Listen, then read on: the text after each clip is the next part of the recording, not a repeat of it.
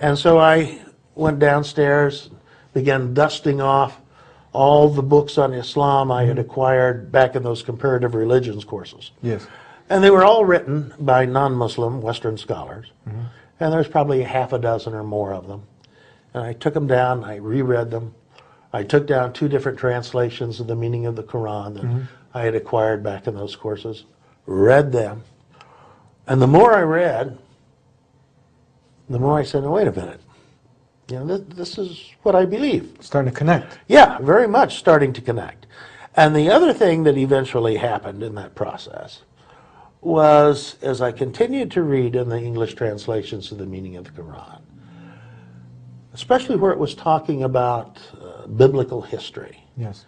And biblical concepts, I saw within the Quran statements about these things that I knew could not have been known by any illiterate 7th century Arab.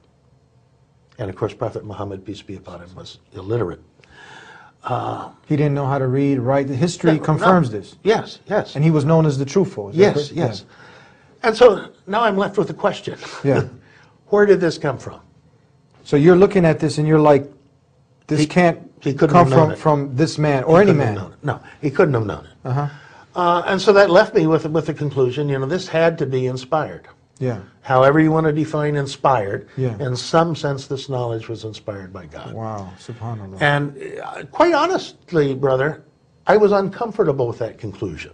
Why? I didn't like that conclusion Uh-huh. because that raised questions about my own sense of religious identity. Yeah. You know, I still continued to call myself a Christian, even though I was an atypical Christian.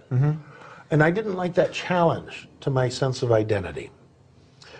So this is where things started, about in December of 1992. And in late December of 1992, my wife and I were talking about this all the way through. We were filling out our passport application forms for a proposed trip to the Middle East to do some research on the history of the Arabian horse. And one of the questions on the passport form was religious affiliation. Well, I didn't even think about it. You know, I just wrote in Christian and went on. Yeah. And a few seconds later, my wife turned to me and said, how did you fill out the question on religious affiliation? And I said, well, Christian, of course. And I laughed, just as you're laughing right now. And then went on to say, you know, I'm a Christian, not a Muslim.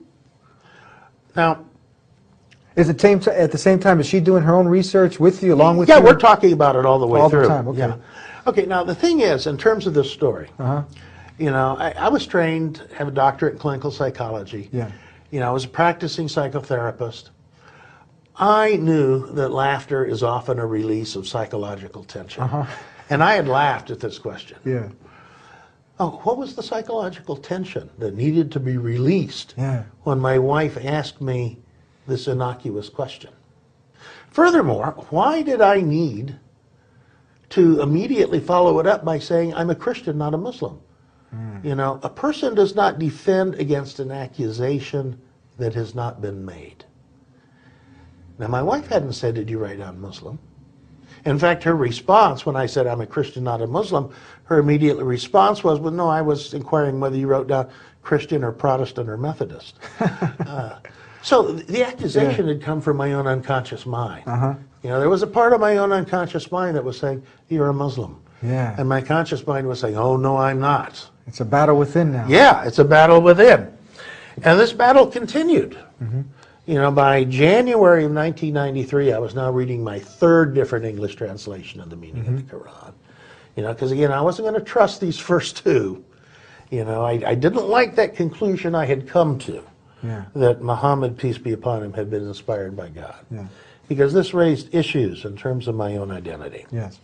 Well, I continued studying though, and in January of 1993, I began experimenting with saying the 5 daily prayers of Islam, alone, in private, and of course in English, because I didn't know the Arabic to do them that way. And I found this very spiritually rewarding, very spiritually gratifying. But again, I'm an atypical Christian.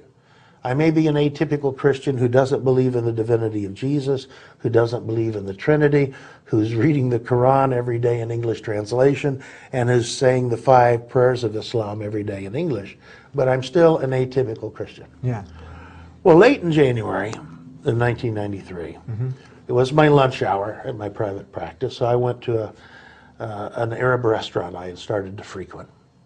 And I took with me my 3rd translation of the Quran, thought I'd get some reading done over lunch. Yeah. And so I walked in, I sat down, and I started reading. And all of a sudden, Mahmoud, the owner of the restaurant, who was from Damascus and a Muslim, came up to my table to take my order. He glanced down at what I was reading, but he didn't say anything. Took my order and left, and so I continued reading. Well, when my order was ready, instead of Mahmoud bringing it back to me, he sent his wife to bring it to me, who was an American and a convert to Islam. Oh, she had accepted Islam. Oh, yes, yes, Yeah. and wore the hijab, the scarf that I'd come to associate with Muslim females. And so Sister Iman came, and she brought me my order, and she glanced down and said, "Oh, I see you're reading the Quran. Are you a Muslim?" And the word was out of my mouth before it could be modified by any social etiquette whatsoever. I said, "No!" and about that way, brother. And she said, "Oh, that's okay." And she turned around and left.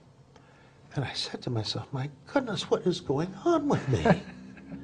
You know, I answered an innocuous question rudely and aggressively. This isn't like me. And I started stewing over it then as I ate my lunch. You know, I'm going to have to make some amends to Sister Maman when she comes back to bring me the check for the meal. And so I thought about it, and I thought about it, and I thought about it. And when the meal was over, she brought me the check, and I said something to the extent of, you know, I think I answered your question a little abruptly when you asked me whether I was a Muslim. If you were asking me whether I believe there is only one God, my answer is yes. And if you were asking me whether I believe that Muhammad, peace be upon him, though I didn't say that at that point, was one of the prophets of God, my answer is yes. So this is from researching now, looking into his life and reading the Quran, that you're coming to this conclusion now. Yes. But you just didn't want to, the identity now is the problem. The identity is an issue. Yeah. Hello, this is Dr. Gerald Dirks, formerly the Reverend Gerald Dirks. In just a few moments here on The Dean Show, we'll be talking about my conversion to Islam. Please don't go away.